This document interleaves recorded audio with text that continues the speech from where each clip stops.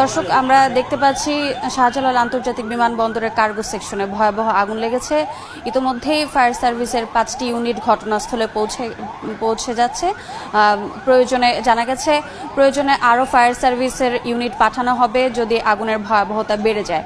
দর্শক, আমাদের প্রতিবেদক ঘটনাস্থলের কাছাকাছি গেছে, পৌঁছা মাত্র আমরা অবশ্যই আপনাদেরকে সরাসরি এবং আরও আপডেট জানিয়ে দেব। আজ বেলা 2টার কিছু পরে এই আগুন লাগে বলে আমরা জানতে পেরেছি। ফায়ার সার্ভিস আমরা যতটা জানতে পেরেছি, এই আগুন লাগার পেছনের মূল কারণ কি তার সম্পর্কে এখনও কোনো স্পষ্টতা জানা যায়নি। তবে আমাদের প্রতিবেদক ঘটনাস্থলে যাওয়া মাত্র আমরা আরও আপডেট পাবো বলে আশাবাদী। ফায়ার সার্ভিসের 5টি ইউনিট ঘটনাস্থলের দিকে আছে, প্রয়োজনে আরও ইউনিট পাঠানো হবে। এখন পর্যন্ত ক্ষয়ক্ষতির পরিমাণ কিছুই জানা যায়নি। ক্ষয়ক্ষতির পরিমাণ কতটুকু হতে পারে তা নিয়ে অনেকটাই সন্দিহান, কারণ ঘটনার ব্যাপারে কোনো বিস্তারিত কোনো